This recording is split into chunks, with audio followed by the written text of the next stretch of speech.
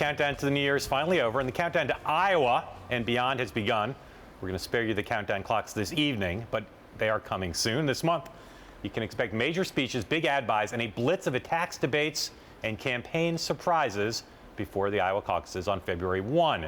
And what matters more than anything else in many ways is which candidate has the strongest closing argument. In the Republican race, we saw three top candidates make their bid today. That included Donald Trump, who's up with his first TV ad that's running in Iowa and New Hampshire. I'm Donald Trump, and I approve this message. The politicians can pretend it's something else, but Donald Trump calls it radical Islamic terrorism.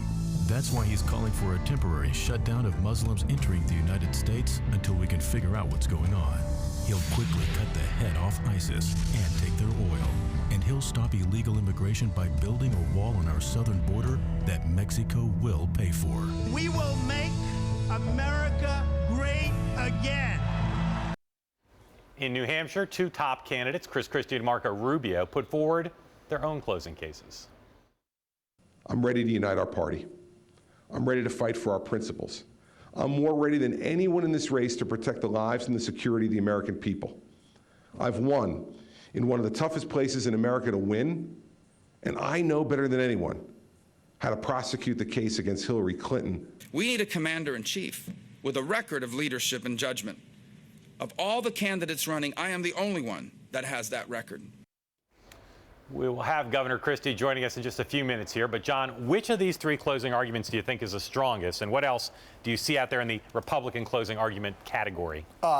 This is maybe like it's only the first day of the new year officially for work, but this is the easiest question you've asked me so far this year. Trump is the strongest closing argument, and it's the strongest closing argument because it's the most consistent closing argument. It brooks no quarter. It's the argument he's been making since the very first day. He's had two phases to a campaign. One, I'm going to stop illegal immigration, and two, I'm going to crush Muslim immigration. And those are front and center. He's taking a lot of heat. He's saying, I'm not backing down. I'm riding the horse I came in on all the way to the nomination. Also strong because they strike emotional chords, and he believes them, and he reinforces them regularly in his earned media.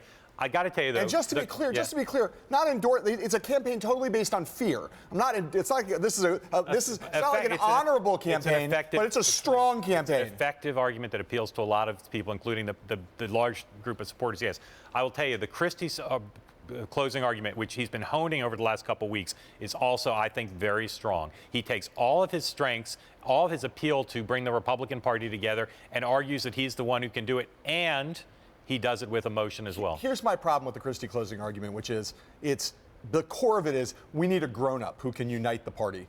It just isn't in tune with what the Republican electorate so far has demonstrated in the course of a year that it wants, which is not grown-up or unity. If there's no closing argument that will work for any establishment candidate, if this is just a Cruz-Trump race, you're right. But I think between Bush, Christie,